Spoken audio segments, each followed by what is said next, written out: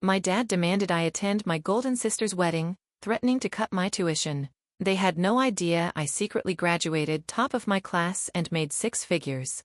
My father's name flashes on my phone screen for the fifth time. I watch it vibrate against my glass desk, the sleek surface a far cry from the scratched oak table where I did homework as a child. Outside my window, Chicago skyline gleams in the afternoon sun. 15 stories up and 800 miles from the rancher home where I learned to make myself small. I hover my finger over ignore again. The leather chair creaks as I shift my weight. The phone falls silent. 3 seconds later, an email notification appears from Lawrence Reynolds. Subject: Your sister needs you. Last chance. My stomach tightens as I open it, the words blurring together except for the final line. Chloe's wedding is the most important event of her life. Be there or forget about any future support. A voicemail notification pops up next. I press play and set it on speaker. Madeline, it's your father. His voice fills my apartment, commanding as ever. I don't know what game you're playing, but this has gone on long enough. Your sister's wedding is in 2 weeks, and the festivities start this weekend. If you can't put aside whatever grievance you have for Chloe's special time, then you can forget about any future support from this family. Your mother is beside herself with worry. Call me back immediately. A bitter laugh escapes my throat. I cross to the closet and pull out a framed diploma hidden behind winter coats. The gold embossing catches the light. Madeline Ann Reynolds, Bachelor of Science in Data Science, summa cum laude. 3 years collecting dust instead of hanging on my wall because old habits die hard. My phone buzzes with a text from my mother. Please call. Your father is getting impatient. I glance at the calendar on my desk. Chloe's 2-week wedding extravaganza is highlighted in angry red. 14 days of ceremonies, parties, and photoshoots for the golden child's perfect day. I tap open my banking app. $138,947.32 in savings. More than enough to never need their support again. They just don't know it yet. A memory surfaces. 3rd grade, clutching my report card with 5 perfect As. Mom at the kitchen table, nodding without looking up from her magazine. That's nice, honey. That same night, the living room erupting in cheers for Chloe's participation ribbon from the school play. Did you see how she projected her voice? She was the best one up there. Dad's face glowing with pride while I sat invisible on the stairs. The science fair my sophomore year. The blue ribbon I won for analyzing local water quality. The empty chairs where my parents should have been. They'd gone to Chloe's soccer game instead. She'd scored 1 goal and they talked about it for weeks. Principal Williams handed me my award. Your parents must be so proud. I nodded, the hollow feeling in my chest already familiar. Then senior year, the thick acceptance package from the University of Chicago. My hands trembling as I read the scholarship offer. Chicago? Mom's forehead creased with concern. That's so far away. Chloe might feel inferior if you go there when she's just attending community college. Dad didn't even look up from his newspaper. We've discussed this. You're staying local. End of story. The quiet negotiation that followed. I could live in the dorms at State just 20 minutes away. For quiet study, I'd argued. They agreed, believing I'd surrendered. 2 weeks later, I boarded a bus to Chicago with everything I owned in 2 suitcases, leaving a carefully crafted paper trail of community college registration and a fake dorm assignment, the calculated risk of my first real independence. Now I stand before my bathroom mirror, no longer the invisible daughter. My reflection shows someone they wouldn't recognize, confident, successful, unburdened by the need for their approval. I return to my desk and trace my fingers over my name on the diploma. Madeline Ann Reynolds, product analyst. 6-figure salary. Invisible no more. My laptop screen glows as I open the airline website. My fingers move decisively across the keyboard, booking a first-class ticket home. Time they finally see me. I whisper to my reflection in the darkened screen. I pack my designer luggage with precision, tucking the diploma between layers of clothes. A gentle smile spreads across my face as I imagine their expressions when they finally learn who I've become. Have you ever had to hide your success from those who should have celebrated it most? What would you do if your family only valued you when they needed something from you? My homecoming is about to teach them a lesson they never expected. The rental car crunches over familiar gravel. I park behind a floor span unloading cascades of white roses. My childhood home has transformed into something from a bridal magazine with ivory fabric swags draped across the porch railings. My mother opens the door before I knock. Her hair is colored a precise shade of honey blonde, not a strand out of place. Madeline, finally, her hug feels like a performance, too stiff and too brief. Decided to support your sister, I see. Inside, the house smells of vanilla candles and fresh paint. Wedding planning has turned every surface into a staging area. My father emerges from his study, reading glasses perched on his nose. He doesn't hug me, just nods over a clipboard. Good. You're here. The programs need to be folded and these guest welcome bags assembled. He thrust the clipboard into my hands. Chloe needs these done by 4. I just walked in the door, Dad, and now you have something useful to do. Chloe appears at the top of the stairs, phone pressed to her ear. No, I specifically said cascading arrangement, not gathered. This is literally ruining everything. She spots me and holds up one finger in the universal sign for wait. Do you understand this is the most important day of my life? When she finally descends, she air kisses near my cheek. Mad, thank God. The caterer's threatening to quit, and Mom is useless with the seating chart. Nice to see you too, Chloe. Elliot's planning the surprise for the reception, and I need to make sure it coordinates with everything else. Elliot? I set down my bag. Her fiancé, my mother supplies. You'll meet him at dinner. He's absolutely wonderful. Such a brilliant investor. Crypto millionaire, Chloe corrects with obvious pride. Elliot Brady arrives at precisely 6:30, carrying an expensive bottle of wine and wearing a smile that doesn't quite reach his eyes.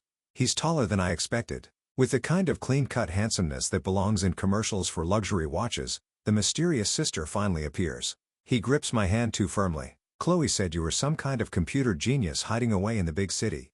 Product analyst, I correct. Sounds intense. He winks. I've got some friends developing an AI trading platform, revolutionary stuff. We should talk shop sometime. During dinner, Elliot dominates with tales of crypto investments and exclusive opportunities. My father hangs on every word. So which exchanges do you primarily trade on? I ask during a rare pause. Elliot's smile freezes momentarily. Oh, a mix. Mostly private platforms, exclusive access through my network. Fascinating. And your company's based where? We're decentralized, he replies smoothly. The beauty of blockchain, right? I've got partners in Singapore, Zurich, Dubai. My father shoots me a warning look. Madeline, not everyone wants to discuss business at dinner. Later, searching for wedding programs in my father's study, I stumble across refinancing paperwork for the house dated 3 weeks ago. The property I grew up in, which had been nearly paid off, now carries a sizable new mortgage. Voices drift from the adjacent dining room. Lawrence, are you sure about this second mortgage? My mother's worried tone freezes me in place. That's everything from my inheritance too. Helen, Elliot has guaranteed 20% returns minimum. But $115,000 is you wouldn't understand investments like these. My father cuts her off. This is what building real wealth looks like. I lean against the wall, my analyst brain calculating risk factors. Second mortgage, family savings, inheritance, all flowing toward Elliot's vague investment opportunity. He's a fraud. Aunt Helen's voice is barely above a whisper as we stand in the back garden, supposedly admiring her contributions to the wedding flowers. You see it too? I ask. She nods, her gray eyes so similar to mine, sharp with concern. Your father won't listen to me. Started talking about how I've always been jealous of his success. Mr. Wilson down the street lost $50,000 in an exclusive investment opportunity last year, she continues. Sounded awfully familiar when I heard about Elliot's proposals. Madeline, a familiar voice calls from the fence line. Mr. Thomas, my old science teacher, waves. I've been following your career. That Chicago data science program you attended is one of the best in the country. I freeze. How did you, unlike your parents, some of us actually pay attention? Aunt Helen pats my hand. For the first time since arriving, I feel seen. Dad, Mom, I think we need to talk about Elliot. We're in the living room that evening. What about him? My father doesn't look up from his newspaper. I've noticed some inconsistencies in his business claims. The way he describes his investments doesn't align with how crypto markets actually function. My mother sighs dramatically. Honestly, Madeline, you've always been jealous of your sister's happiness. This isn't about jealousy. His investment claims don't make mathematical sense. My father finally looks at me, his expression hardening. You don't understand business at this level, Madeline. Not everything fits into your little spreadsheets. The front door opens, and Chloe enters with Elliot. She immediately senses the tension. What's going on?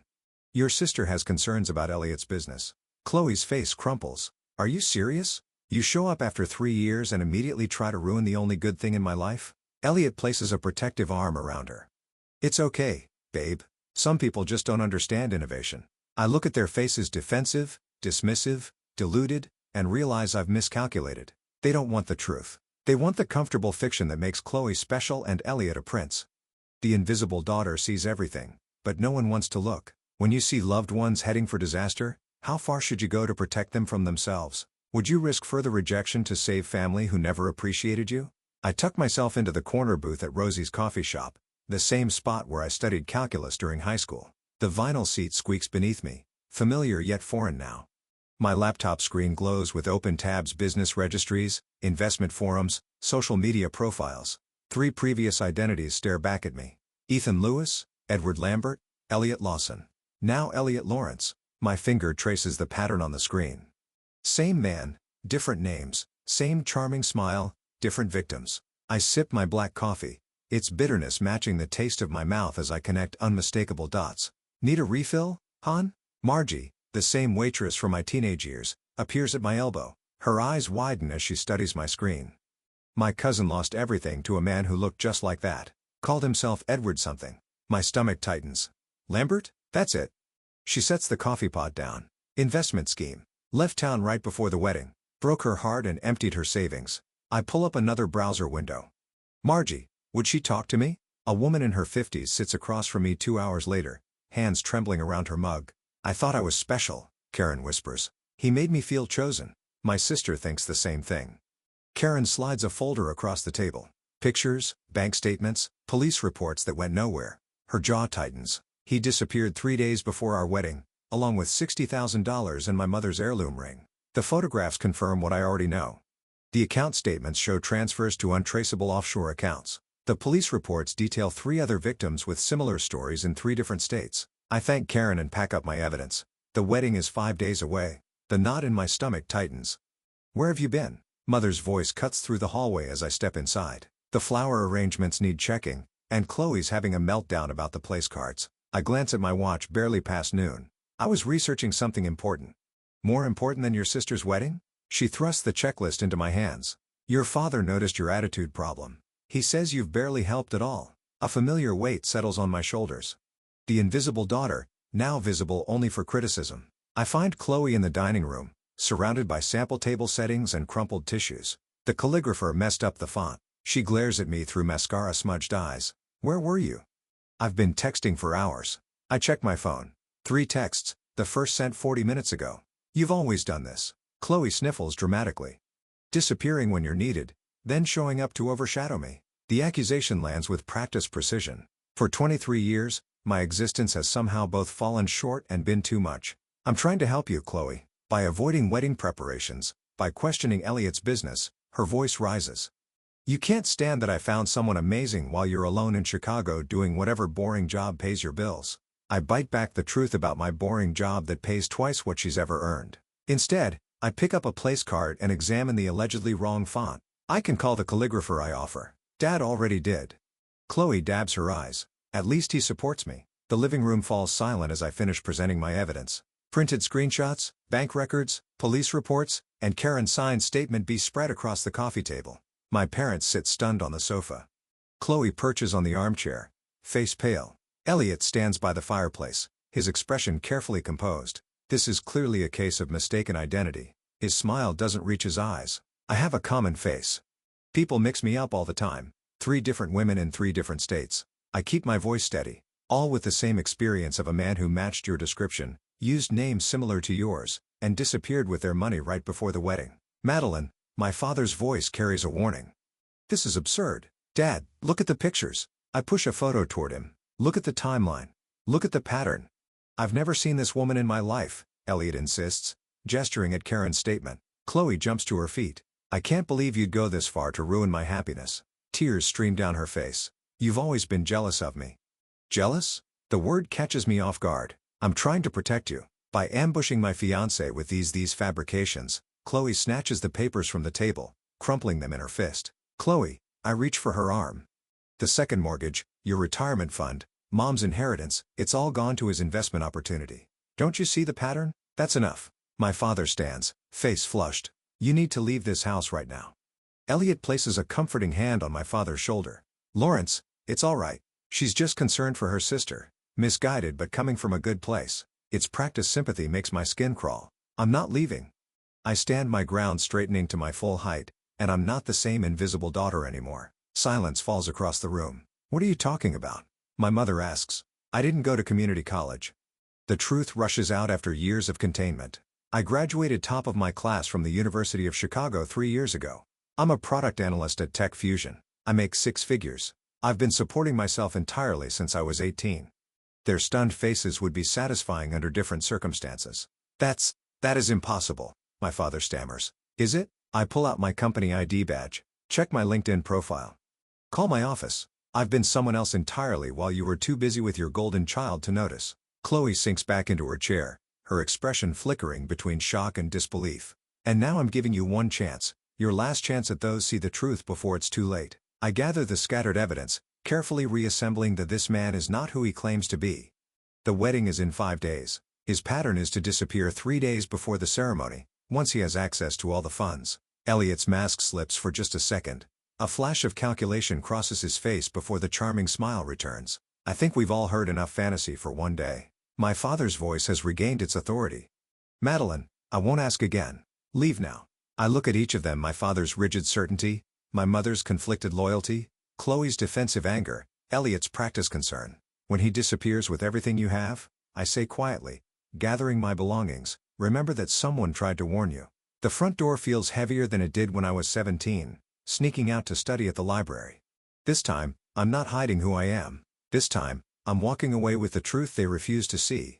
Have you ever had to stand alone with the truth while everyone you loved chose comfortable lies? What would you do if you were me? Walk away or fight harder for a family that refused to listen? My next decision will change everything. My phone won't stop buzzing. I set it face down on my kitchen counter and pour another cup of coffee, watching the steam rise in the morning light of my Chicago apartment. 2 days before Chloe's wedding, and the notifications have evolved from demanding to desperate. I flip the phone over. 17 missed calls, 23 text messages, 5 voicemails. The first voicemail plays on speaker. Madeline, he's gone. My father's voice cracks a sound I've never heard before. Elliot disappeared last night. Call us back. The second, the accounts are empty. Everything. Even your mother's retirement fund. His commanding tone has vanished, replaced by something hollow. The third catches me off guard.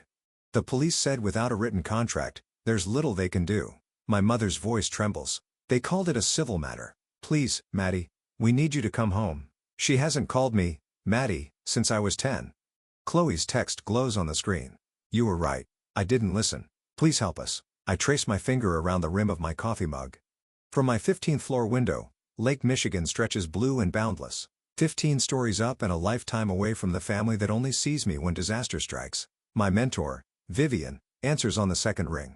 You sound troubled, she says instead of hello. They finally believe me about Elliot, I tell her, now that he's gone with their money. And they want your help. Yes. Vivian's silence holds years of wisdom. She helped me build my career when my own parents couldn't be bothered to attend my graduation. What are you considering?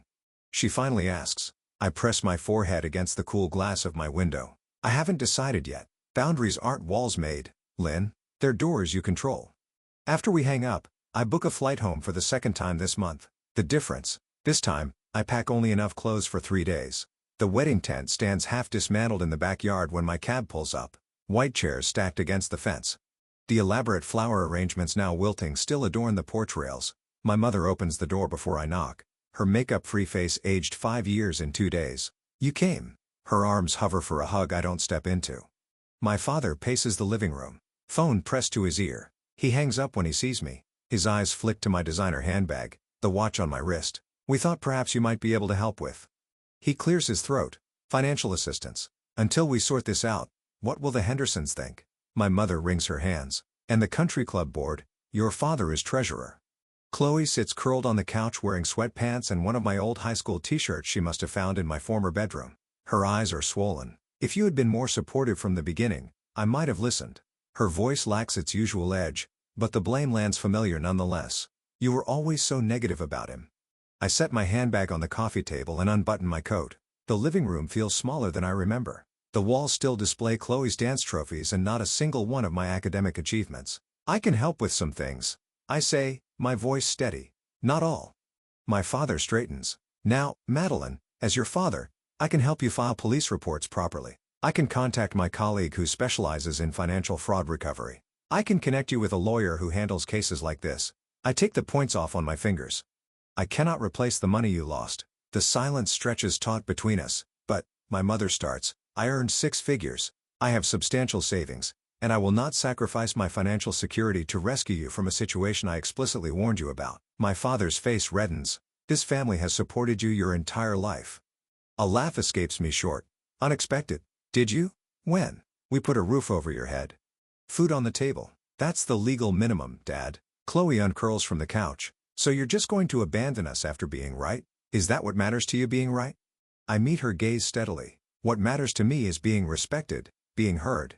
I exhale slowly. You need me now, but you've never wanted me. There's a difference. My mother collapses into a chair. How can you be so cold? I learned from experts. The words slip out before I can catch them. For the first time, they all truly look at Meta through me or past me. They see the woman who built herself without their notice, who succeeded without their approval. These are my boundaries, I say quietly. I will help you navigate this legally. I will stay 3 days. I will not empty my savings account or cosign loans. Those are my terms. My father starts to speak, stops, then tries again. When did you become this person? When you weren't looking? Is it our obligation to help family when they've treated us poorly, or is setting boundaries an act of self-respect? What conditions would you set before helping those who only turn to you in crisis? Father paces the living room, each heavy footfall drumming his authority into the floorboards I once tiptoed across. As head of this family, I've always made decisions with everyone's best interests at heart. He stops, squares his shoulders toward me. This situation requires a united front. I sit perched on the edge of the same armchair where I'd curl up with books as a child, trying to disappear. Not anymore. Mother wrings her hands, wedding ring clicking against her knuckles. Blood is thicker than water, Madeline. Surely, you understand that now. The familiar weight of their expectations presses down. I straighten my spine. You've always thought you were better. Chloe's voice cracks. Her mascara-streaked face bears little resemblance to the beaming bride-to-be from wedding invitations still scattered across the coffee table. Perfect Madeline with her fancy job and big city life. I check my watch. They've been at this for 27 minutes. The coordinated pressure, the guilt, the attempt to make me fold like the paper dolls Chloe and I once played with. She got the pretty dresses. I got the torn scraps. When I was 8, I say, voice steady, I won the district spelling bee. You told me you couldn't come because Dad had an important meeting. Father's mouth opens. I raise my hand. I saw you both at Friendly's afterward with Chloe, celebrating her participation ribbon from field day. The silence hangs thick as summer heat. 10th grade. My science project on agricultural runoff won state recognition. The ceremony was the same night as Chloe's choir concert, where she sang in the back row. You chose the concert. Mother's gaze drops to her lap. My high school graduation, you left immediately after because Chloe had a date to prom and needed help with her hair. The grandfather clock ticks in the corner, marking seconds of uncomfortable truth. Christmas 2020. I got you each thoughtful gifts based on conversations we'd had that year. You gave me a generic gift card with the wrong name on it. The front door opens with a familiar creak. Aunt Helen stands framed in the doorway, clutching her purse like a shield. I saw it all. Her voice wavers but holds. Every recital you missed, every achievement you downplayed. I watched this child wilt while you fawned over her sister. Father's face flushes crimson. This is family business, Helen. I am family, my aunt says. Someone in this room needs to acknowledge what happened in this house. I rise from the chair, my full height, suddenly apparent in this room where I spent so many years trying to shrink myself. I'll help with the house. My voice fills the space I never claimed before. I'll cover the second mortgage. I'll arrange for the credit card debt to be consolidated. Their faces flash with relief, quickly hidden. But I won't help with your reputation. I won't pretend Chloe wasn't scammed by a man any decent background check would have flagged. I won't lie to the neighbors about where the money went. I meet each of their eyes in turn. I won't attend any community functions where you parade me around as the dutiful daughter who swooped in to save the day. Father's jaw clenches. You don't get to dictate terms in my house. I do when I'm the one with the means to save it. The words taste unfamiliar, powerful, certain. My assistance comes with legal protections for me. The money will be handled through formal channels with documentation. You won't have direct access to any funds. Think of it as a business transaction, not a family bailout. Mother's eyes widen. We're not some charity case, Maylin. No. You're not. Charity doesn't come with requirements. This does. From my briefcase, I withdraw 3 copies of a document my lawyer prepared. The paper makes a crisp sound as I place them on the coffee table. This outlines the terms of my financial assistance. One-time solution, not an ongoing relationship. I'll transfer the funds to pay off the second mortgage directly to the bank. The credit card consolidation will go through a financial advisor I've selected. This is ridiculous. Father blusters, but his eyes track the papers. Second page is an acknowledgement. I tap the document. It states that for years, you consistently favored one child over the other, creating an environment of emotional neglect. Mother gasps. We would never sign such a thing. Then I'll leave, and you can explain to the bank why you can't make next month's payment. The room falls quiet except for Chloe's ragged breathing. Father reaches for his reading glasses with shaking hands. You've become hard. I've become honest. I remain standing. The world didn't break me. Neither did you. But I won't pretend anymore. He reads silently, pen hovering above the signature line. His hand trembles. Your mother and I did our best. Your best was deeply unequal. The words emerge without anger, just truth. 10 minutes later, all 3 signatures mark the page. I text my financial advisor to proceed with the arrangements we discussed. I pull out my phone and make a call. Miss Winters, we're proceeding with Plan A. Yes, the full arrangement. I listened briefly. Thank you. The documentation has been signed. You'll receive copies within the hour. I turn to my family. Rachel Winters is a certified financial advisor who specializes in family debt restructuring. She'll contact you tomorrow to begin the process. Everything will go through her. Not me. Father opens his mouth to object. This isn't negotiable, I say. She'll ensure the mortgage gets paid and creditors are handled properly. The money never touches your accounts directly. I gather my things without rush or ceremony. No tearful embraces. No promises to call soon. I hope you find peace with your choices. I straighten my jacket, check that I have everything. Aunt Helen follows me onto the porch. Will you be all right? The afternoon sun warms my face as I look at the street where I once waited for a school bus, dreaming of escape. I already am. I walk to my rental car, back straight, steps measured. The rear view mirror shows the house growing smaller, but I don't look back. Some bridges can't be rebuilt. Some shouldn't be. Sunlight streams through the bay windows of my home office, casting golden rectangles across the maple desk where I've arranged my life in neat, purposeful rows. My Chicago apartment is gone traded for this craftsman bungalow with its solid bones and history. 1 year since I walked away from the Reynolds family drama, the diploma now hangs centered on the wall. Madeline Ann Reynolds, Bachelor of Science in Data Science, summa cum laude, no longer hidden behind winter coats, no longer secret. My laptop chimes with an incoming video call from Layla, the 3rd student in my mentorship program for first-generation college women. Her face appears bright with news about a scholarship interview. I use that preparation technique you taught me, she says, tucking her dark hair behind her ear. When they asked why I deserved it more than others, I didn't apologize or minimize. I told them exactly what I'd accomplished with it, and I lean forward. Her smile breaks wide. They called an hour ago. I got it. You earned it. I correct her gently. There's a difference. After the call, I step into my backyard garden. Spring has coaxed the first green shoots from soil I've amended and nurtured through seasons of patience. My fingers brush the tender leaves of tomato seedlings. These will grow strong, unlike the withered roots I left behind. The letter from my therapist, Dr. Chen, sits on the patio table. 1 year of weekly sessions documented in her precise handwriting. Patient demonstrates significant progress in establishing healthy boundaries and recognizing her inherent values separate from family validation. Wednesday afternoons still belong to the community center where I teach financial literacy to young women. Last week, Tanya, quick-witted 17-year-old with a spark that reminds me of myself, spotted the warning signs in a pyramid scheme targeting her mother. I showed her the numbers don't add up, she told me, pride straightening her spine. My phone buzzes with Aunt Helen's monthly update. I scan the text. Dad and Mom still struggling to refinance the house. Chloe working part-time at the local bank, attending therapy twice a month. No mention of attempts to contact me directly. The boundary holds firm on both sides. The garden timer chimes. Time to prepare for tonight. The community center auditorium fills with steady applause as I walk toward the podium. The mentorship program I founded has been recognized for its impact on first-generation college students. The award feels substantial in my hands, glass and metal catching the light, solid and real. I scan the crowd as I speak. No empty chairs where parents should sit. Instead, Dr. Chen nods encouragingly from the 3rd row. My neighbor Mrs. Grayson, who brings me heirloom tomato seedlings, beams with unrestrained pride. Colleagues from work who value my analytical mind for exactly what it is. Friends who ask how I'm doing and actually wait for the answer. When I started this program, I tell the audience, I thought I was helping others find what I never had. What I discovered instead was that worth doesn't come from external validation. It grows from within when we truly see ourselves. Back home, I opened my laptop to finalize details for the Reynolds Visibility Scholarship for academically accomplished students whose achievements have been overlooked. The essay question reads, describe a time your contributions went unrecognized and how you maintained your sense of value. A notification pops up, a mail from Sasha, my first mentee. You saw me when no one else did. That changed everything. As twilight softens the edges of the day, I water my garden with methodical care. The tomato plants stand alongside peppers, zucchini, and herb seed one, chosen, planted, and tended by hands that know their own strength.